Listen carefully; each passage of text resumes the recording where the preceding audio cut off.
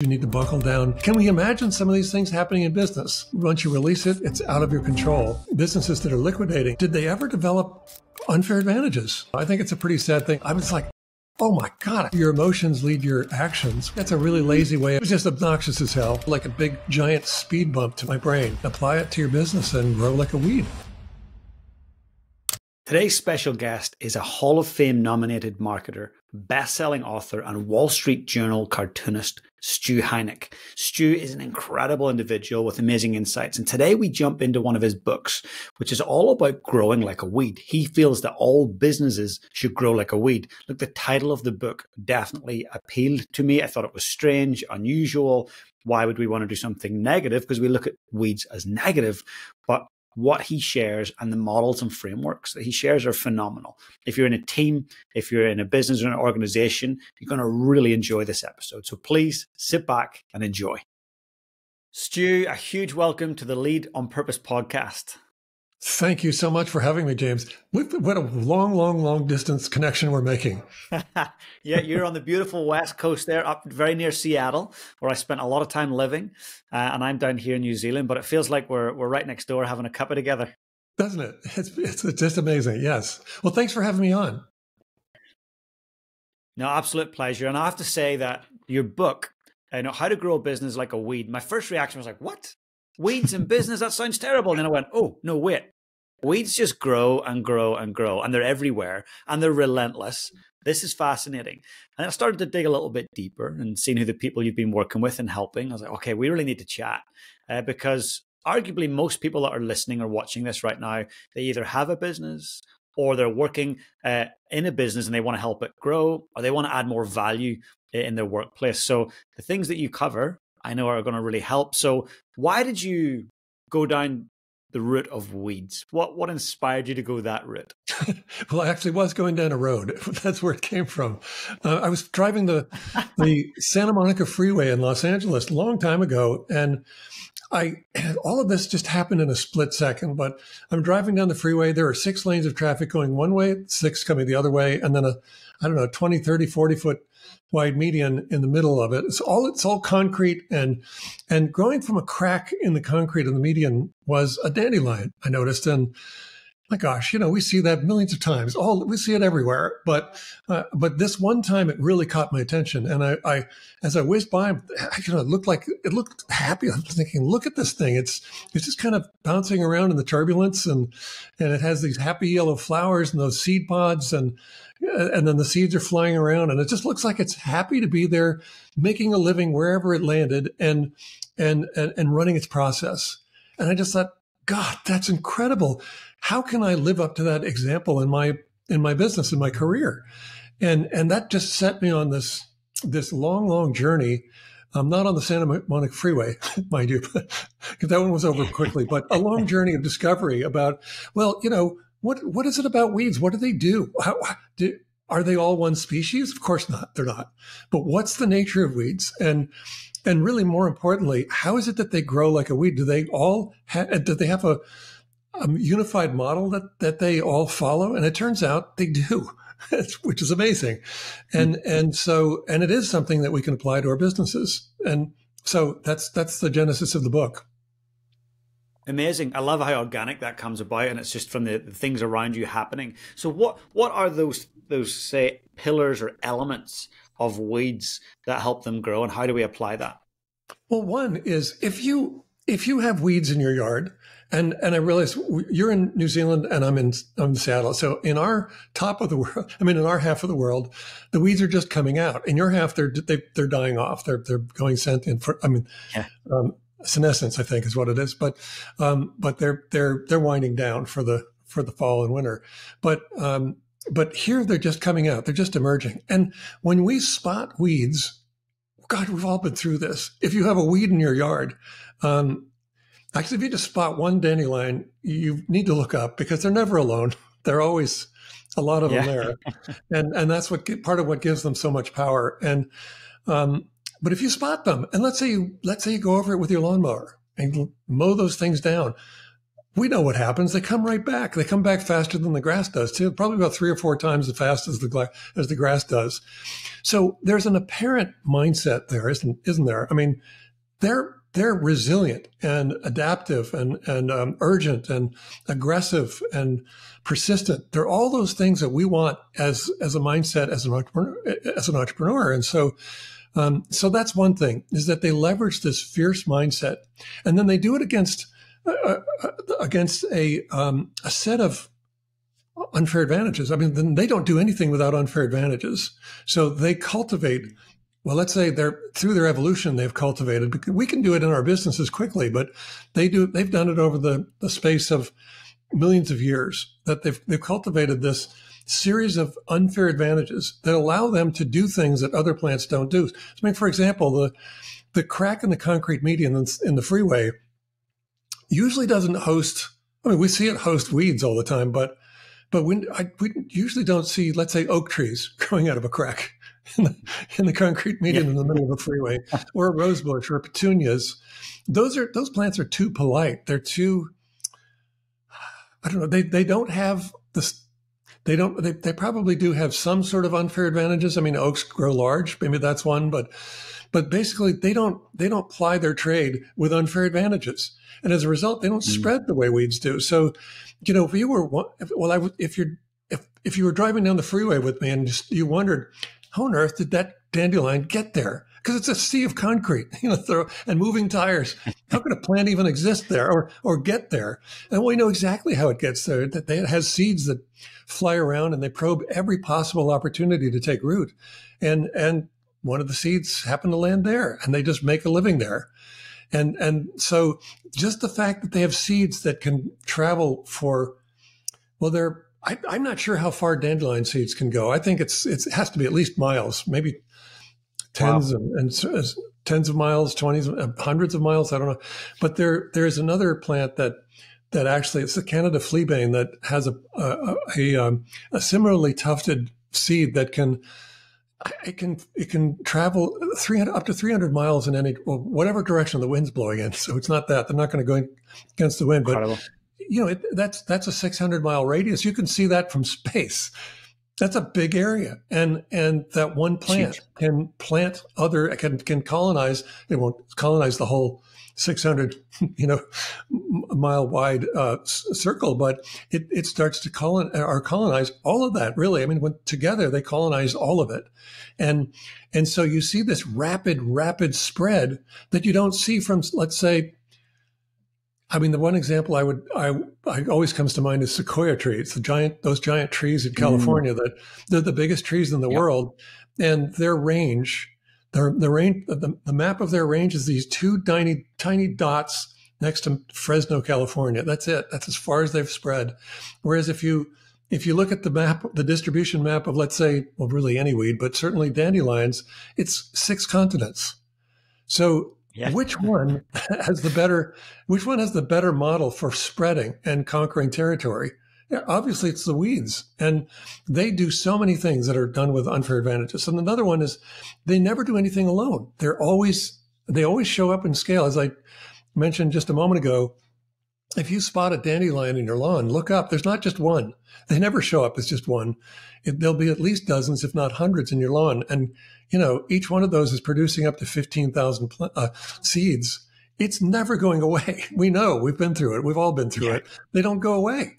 So what's happening is they're applying all kinds of unfair advantages, and then they're also doing it at scale. And so the fact that it's not one plant but many means that you're probably not going to get rid of it. If it was just one plant, it would not be a factory. You'd pull it up and you'd be done. But that's not the way they work. And then finally, they do all of this according to a process that has been it's been honed over millions of years. Flowering plants arrived on the planet, showed up in the fossil record about 140 million years ago. So I've got to assume some of them were weeds, right? Maybe they were all weeds. Definitely a lot. But they've been at this a long time, and so they've got a process that they're constantly running, and this process is a living process. When I used to hear the word process, in connection with business and growth, I always used to think of manuals and training manuals and rules and regulations. And it all sounded like a big, giant speed bump to my brain. I didn't like it. I'd hate them. But as I studied weeds, I gained this deep appreciation for process because of that. And what's happening with weeds is that their process is their evolution. And so what we can see is that some weeds, I looked at a lot of them, they evolve around challenges. They evolve to meet challenges very quickly. And so I know this is a long answer, but I'll just finish with this one point that there's another weed, which is water hemp. And it has been spreading across farmland in North America. And the thing that's really insidious about this plant is that it produces up to 4.8 million seeds per plant. That's a lot of seeds, and also a lot of experimentation, right? Because some of the seeds are going to have genetic mutations, and some of those mutations turn out to be really, really useful. And it really, I guess, kind of represents this huge effort to evolve quickly. And it's an annual plant, so the whole population lives and dies in the span of a year. So all of its life force is really concentrated in those seeds. And because of that, well, what happened was it showed up in the farmland across North America, and they start using herbicides. And one of those is glyphosate, the active ingredient in Roundup. Do you have Roundup in New Zealand? Yeah, we do. It's deadly stuff. I mean, it should be dead. It probably is deadly to us. 100%. Yeah. And water hemp developed immunity to Roundup in 4 years. So that's, wow. And that's then unreal. You think about it, then their process is whatever it is that they did, whatever changes they made or it made, are just designed into its DNA. And so they don't have to train anybody or any of them on the process. It's just their evolution, and they just all do it in unison. And it's amazing when you see what they're doing. Can we imagine some of these things happening in business? It'd be amazing because, I don't know what it's like right now in Seattle, but certainly New Zealand, Australia, and some of the people I'm chatting to in the UK right now, there's a lot of businesses right now struggling, and there's actually a lot going into liquidation. I know people personally that went into liquidation in the last month. It's a real thing. It's happening. If they were acting like weeds and growing like weeds, liquidation would not be probably something that they're facing. So who's a company that you can think of, a global company that represents this growth of a weed really well? Well, I'm glad you said global, because that helps, because the ones that do this the best are ones that are all around us. And so Amazon might be a good example. Not might, it is a good example. But I think my favorite one is SpaceX. And so SpaceX, when you think about the Falcon booster system that they developed, and we know what their concept was. It was just, we want to shoot up, or we want to fire up these boosters that we can recover. So we want them to come back down and land propulsively. And that was science fiction then when they said they were going to do it. But and sure enough, as they're trying, and we see the same thing now with Starship. So they kept trying, and the booster would go up, it would blow up, it would blow up on the launching pad, all this stuff. But they'd work through it. Every time they failed, that was just a bonanza of information and learning. They learned from everything that happened, especially any sort of failures. They're not really failures. Well, they are, but they embrace the failure as part of their process for learning to do, and eventually they end up teaching themselves how to do something that no one else can do. And that's what they did with the Falcon system. And it's now become just such an everyday occurrence. Oh, another one's going up. Okay, it's barely news. And then it comes back down and lands propulsive. Yeah, well, they've been doing that for the last, 8 years now? I think, I don't know. Yeah. Something like, I think it was happening in 2015. Incredible. When they first started. And it's so routine to us, but they're still doing what no one else can do in terms of putting cargo or just tonnage into space, and then recovering the booster. So the booster isn't an expense that is written off for every flight. It's just, we know what it does. It goes up, comes back. I don't know what the record is, but it's something like 11 uses for a single booster. That's something like phenomenal. that. And that had never That's a happened before. massive tactical advantage and strategic advantage. Well, that's what I was about to say is that, you mentioned businesses that are liquidating. And I would say one thing that they could look at is, did they ever develop unfair advantages? And by that, I don't mean advantages that are actually unfair. It's just, that's how I would like our competitors to describe it. So things that our competitors can't match. And that's a great example of the kind of unfair advantage that weeds use, because so they have just this greatest share of market for space launches because of it, because they can do it, at I don't know what it is, a fifth of the price, a third, I don't know what it is, but at a fraction of the price that everyone else has to charge, because they're throwing away their boosters every time. So that's a great example of it. You can see it also with Amazon, how they've innovated they've created so many interesting innovations, and I think they still own a patent on one-click checkout. And I believe they were the ones that started affiliate marketing, and they also they ended up bringing in all these non-Amazon businesses started to become part of their ecosystem so that they could sell on Amazon. So Amazon became Main Street as well. And they've done all kinds of really, really interesting things to innovate. And it's one of those companies that if you look at what they do, they actually their biggest disruptor is themselves. They're trying to disrupt themselves constantly. And that's a great example of a business acting like a weed. And it sounds like if we don't disrupt ourselves personally, professionally, collectively, that complacency is pretty much the consequence. That's the result of what's going to come of it. So this unfair advantage that we want to have, we all want to have an unfair advantage, but not an unethical one, but an unfair advantage would be great. And if we work for it and create it, awesome.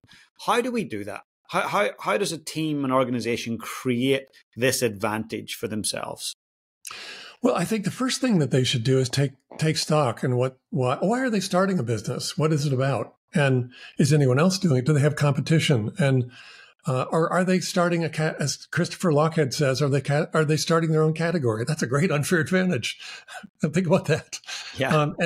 And so just taking stock of what you have as innate advantages in what you're doing makes a lot of sense. Of course, if you find those, if you spot that's probably why you're starting a business, because you've figured out some sort of unfair advantage that you're bringing to the market. But then beyond that, you can, I guess one thing that you can be doing is I think most companies have some sort of intellectual property, and they should be protecting it. They should be patenting it. And so if they have a particular technology under patent, well, then obviously the competitors can't match it. They can't use it. They can't do anything. They can't duplicate it. They can't do anything. It's a great unfair advantage. So pay attention to that.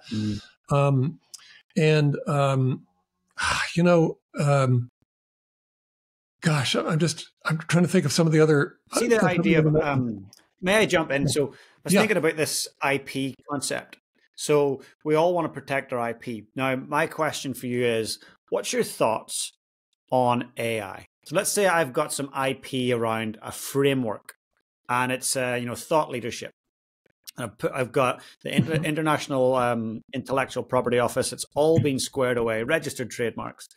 All of a sudden, ChatGPT or the equivalent is pumping out my framework to millions. What do you think are my options? And fast forward 5 years, 10 years, can I protect my IP with this invasion of AI? Well, that's a really interesting question. And I don't know that any of us, I wouldn't be calling myself an expert on it, but here's what I would say. I have books that are out in the world, and certainly I don't want my books fed into ChatGPT. I don't want ChatGPT to access that. And I know that publishers are fighting fighting to just disallow that from happening. But and then I've spoken to other entrepreneurs who are saying, what I've done is I've created a private data lake. And so I only feed my books or my writing into that. I don't feed it into ChatGPT. And obviously comments on social media, I'm sure, are part of what ChatGPT can access. So those things are kind of gone and out in the public. But certainly if you have writings, if you have anything that you've written, anything that's been published, you should be protecting it as best you can. You shouldn't upload your book if you're an author. This would be the worst thing you could do, is to upload your book to ChatGPT. So I would say that's one. I would be my primary focus would be making sure that it's just not accessible to ChatGPT in the first place. And that's really tricky. I think, from example of if someone has a PDF version of any book, they can upload it and it's within seconds. ChatGPT has read the document and is firing out overviews and summaries. And I guess it relies on trust, and you're trusting your reader and trusting humanity to try and do the right thing. And don't put your book out on a PDF for that very reason, because it can be fed into ChatGPT. It never dies; they never go away. So, there still was sort of a threat from PDF versions of, let's say, your book or challenge, or let's say chapters of your book, is that you can't control what happens to it afterward. It could be distributed 1,000 or 1,000,000 times. You don't know. You'd never know. That's right. And you can't control it. Once you release it, it's out of your control. So certainly producing an ebook as a PDF, it's probably not. Well, it's not going to be protected from this. Yeah. So all of that. Well, it's all new territory, isn't it? I'm sorry. 100%. And I think about AI too, and I wonder, is it the ultimate weed? Like, in terms of like its ability to grow and expand and never fail and never die? It's a great question. Maybe it is. It could be. I hadn't thought about it that way. I've been thinking about AI in a different light, because I'm updating one of my other books, and it has a lot to do with AI and selling. But maybe it is. Maybe it is that. I think of AI as a collaborator and maybe a research assistant, someone like that, or something like that. I've seen iterations of AI that are so real that that it's hard to not call it him or her. It's just really kind of hard to call it sometimes. I'm thinking about there was one platform about 7 years ago called Amy, Amy.ai, I think is what actually it was called. Actually, it was called X.ai, but Amy Ingram was Amy was this AI assistant that would set up meetings for you. It had access to your calendar, and you would say, if you and I decided, hey, let's set up another time to talk next week. And then I would say, okay, great. I'll send you an email and I'll copy Amy on that, my assistant Amy, and she'll set it up. And then as soon as I do that, Amy will get in touch with you and say, James, Stu has these 3 times available. Do any of those work? And you'll answer in plain English, yes, this one does, or no, none of them work, or all 3 of them work. Whatever it is that you tell it, it understands it and says, okay, I will set up an invite for this time. Or if you said none of them work, how about these 3 then? It keeps going back, and it's just very efficient. It's like an efficient assistant. And it really was hard to talk about it and not say she or her, and this is what she did, and this is the next thing that she did. It was so realistic that the founder told me that Amy was fielding a lot of offers for dates, and then a couple of proposals for marriage. It was that realistic. It's really amazing. That's amazing. That's seriously amazing. I think AI, I'm the same as you. I look at it like, let's say Barack Obama, he was getting ready to deliver a speech. Well, we all know that he didn't write every single speech himself. He had a speechwriter. Or multiple speechwriters. And then he added his touch and his flair. I look at AI as our speechwriters, our assistants, where they can put this content out there together, and then we go in and we hand select or craft it. Now, as an author, I think there's a really fine line there. I met someone recently who published the entire book, and it was all written by AI. And I just couldn't look at them as an author. Yeah, I was like, you're not Yeah, the author. Like that's weird. that's So just what's your lazy. thoughts? Because it Oh, is sorry. lazy Well, and I guess you're it's asking. No, I misleading. think that's just lazy, and there's no human insight to that.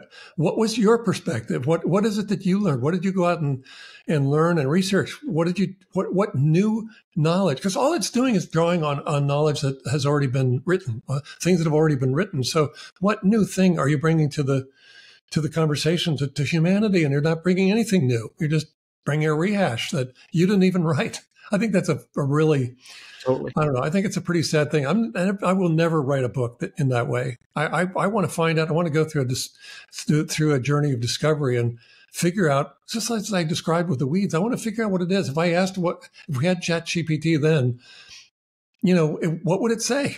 There wouldn't be any. There was nothing. Mm-hmm.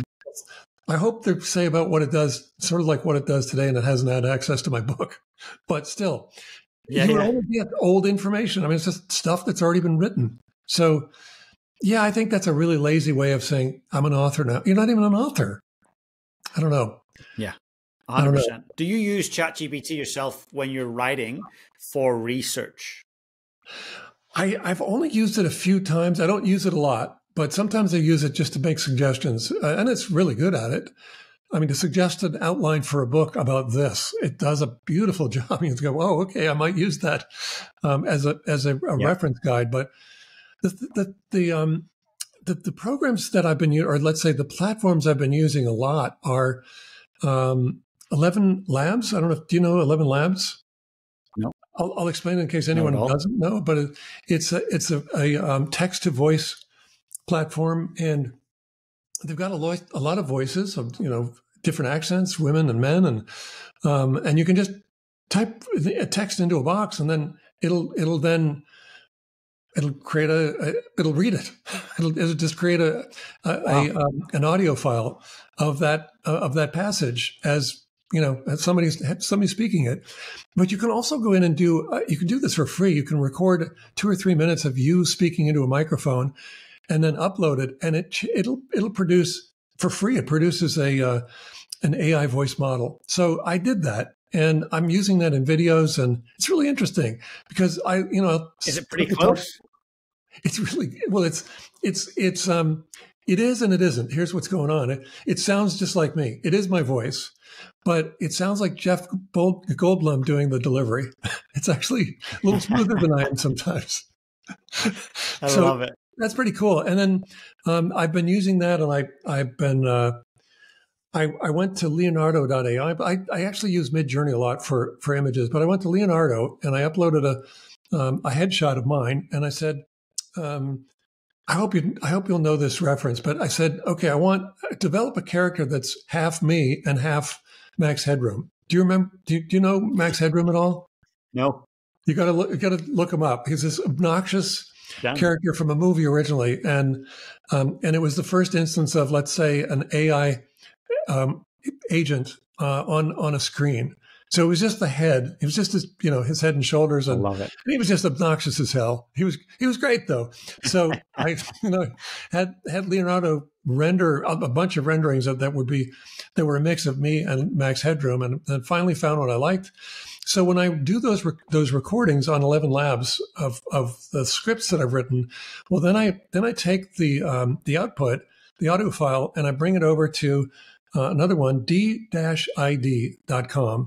I don't know what that stands for, but what it does is you can upload an image of a headshot, let's say, or head and shoulders sort of thing, and then you also upload a file of someone talking, and it will then merge the two, and it'll make that character, it'll turn it into an animated character. So it's speaking it now.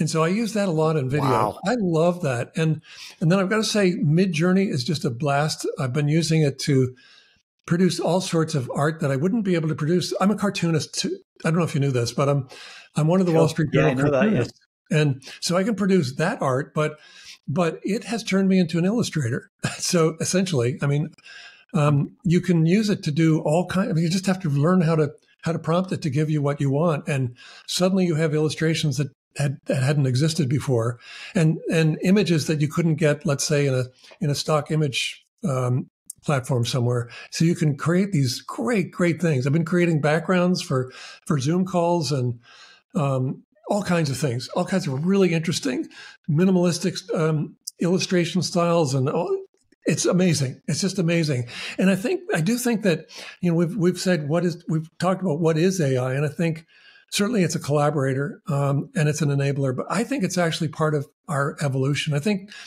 human technology, some of our evolution is biological, but a lot of it is actually technological. So technology is really the big driver in our evolution, and AI, probably the biggest one we have seen so far. It's incredible. I'm excited to see where it goes. I certainly use it a lot. So does my team. I'm keen to learn about it. I get leading experts from all around the world and Google on the show to ask them, what are you doing? Why are you doing it? Where is it heading? I'm fascinated by it, Stu. So let's chat more about that as things unfold. And sure. But I want to get back to the mindset side of things. You mentioned mindset earlier, and I'm a big believer in what you hold in your head, you can hold in your hand. And around this, having this advantage, this competitive advantage during times of crisis, let's say pandemic, let's say financial strain, having an advantage is crucial. What kind of mindset or mindsets do we need to have to actually adopt that advantage and move forward? Well, I think if weeds could speak to us, that there are a couple of things that they would tell us immediately. One of them is, you have emotions. We see that you are driven by emotion.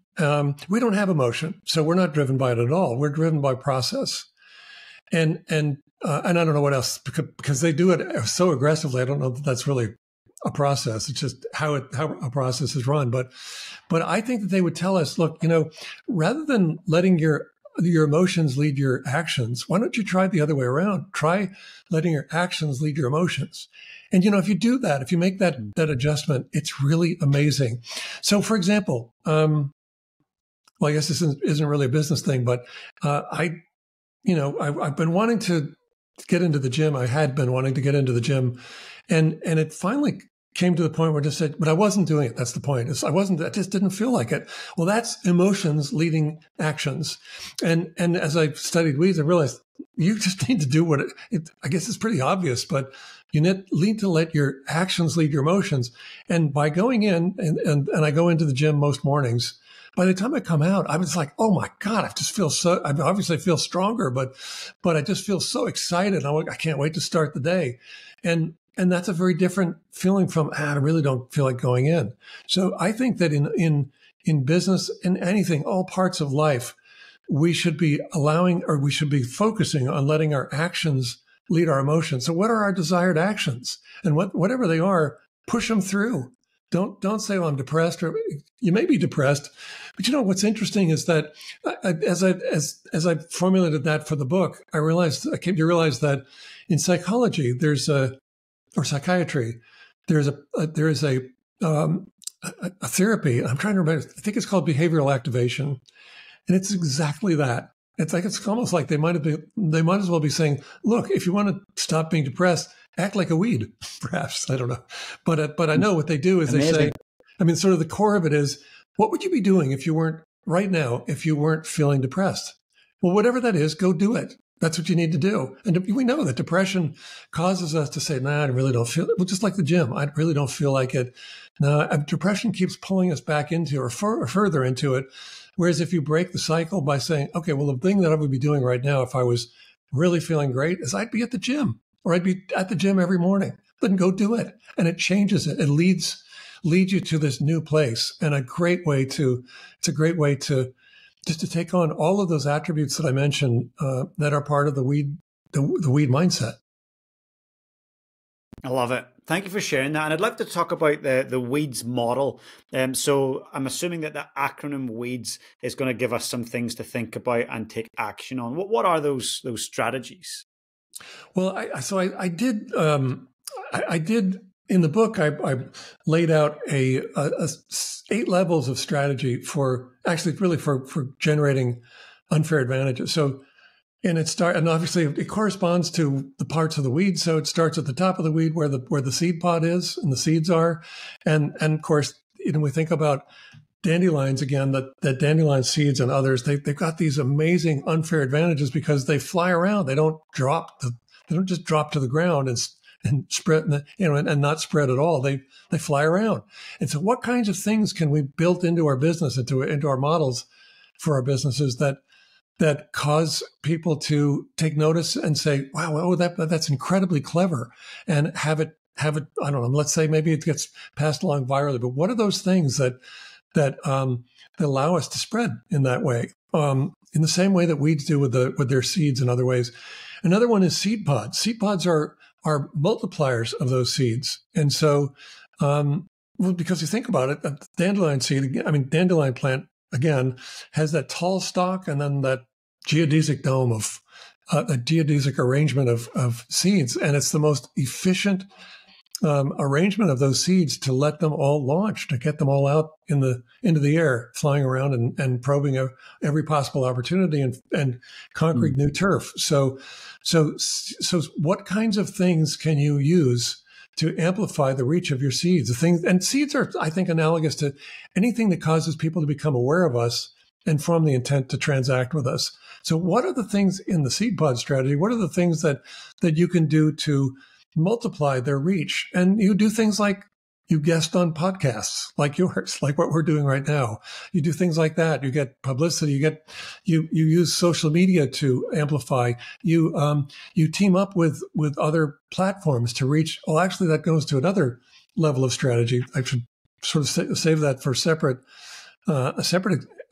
example. But going down the stalk of this imaginary weed, I imagine that there are thorns or spikes on the plant, and those are analogous to all of those things we were talking about earlier. Those protections, those legal protections of intellectual property, so patents and copyright and so forth, trademark. Make sure that those things are just really nailed down, so that no one can come in and intrude on your turf. And it's going to do exactly what what thorns do. It's going to keep people away. It's going to keep competitors away. Mm-hmm. And we move down the plant. I'm not going to do all 8, but another one that I think is one of my favorites is vine strategy. And so when you think about what a vine is, it's just a tube growing out of the ground. It has roots and it has a long tube, it has leaves, but it has no, let's say, structural infrastructure. It doesn't have a trunk. It doesn't have branches. It doesn't do any of that.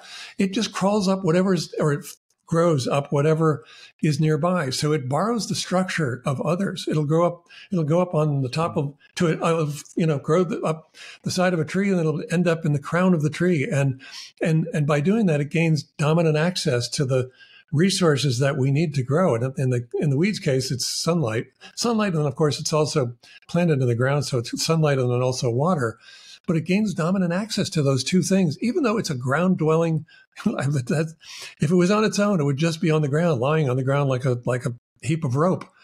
And so by doing that, it reaches new heights. And we can do the same thing. I think that's another one of the very, very strong pieces of advice that I think weeds would give us if they could speak to us, which is, if you want to grow, you need to team up with the smartest people you know as fast as you can and find some way to collaborate. And so I find myself doing that constantly. I'm always teaming up with other sales authors and sales thought leaders, and we're putting together masterminds together, and we reach each other's audiences this way. We do a lot of things that are really interesting results because we're not trying to do it all on our own. We're not trying to do it at one-to-one leverage. We're extending our leverage by doing that. And so I love vine strategy for that. And there are others, but there are 8 levels in the book. I would invite you to read the book, How to Grow Your Business Like a Weed, and really take a look at, well, you're seeing weeds. If you're in the Northern Hemisphere, you're seeing the weeds coming out right now. So what are you going to do to take their example and apply it to your business and grow like a weed? I love it. And I'm going to ask every listener and viewer to just check out the show notes right now, because I'm going to put a link to your book and your website, and also through to your LinkedIn social media. So if they get through to your website, can they check out the book there? Yeah. If you come to my website, I have a free gift. I have the first 2 chapters that you can get for free of How to Grow Your Business Like a Weed. So yes, please join my list. love that, because then you're going to hear about all these other things that are happening. And of course, then also connect with me on LinkedIn. I'd love to connect with you there as well. Amazing. You've added so much value, and I feel like there's so many more conversations that we need to have in the future. And I want to talk to you and bring you back on the show about one of your other books, which is all around, I feel it's all around influence and building a connection with incredible clients, with incredible collaborators. So definitely the invite is open to come back and have that conversation. But just before we do part ways, I'd love to ask you one more question. So if we were to fast forward many years into the future, and you're highly aware that it's your last day here on Earth, and someone very young came into the room that you love dearly, and they said, Stu, how do I go about leading my life on purpose? What would you say to them? Wow. It reminds me of a dream I had, and it may become a book, actually, but a dream I had as a young man. And in the dream, I don't know why I was out in the desert, but I was out in the desert somewhere, and this silver orb came down and it landed next to me, and a much older version of me got out and said, come on, come on, and jump in. I'm going to show you something. And you can't control your dreams. So I don't know why it went where it went, but it went to my house much later in my life, on the cliffside or hillside or mountainside of Taos, New Mexico. I don't know why. I've never been there, but the older version of me was saying, these are the things you're going to go through in life. This is the things you're going to get to accomplish. And I've gotten to accomplish amazing things actually in my life. And I kind of feel like, I don't know if it didn't really spring from that dream, but it feels like it did, because the older version of me was saying, look at these things you're going to get to accomplish. But what you need to do is you need to buckle down.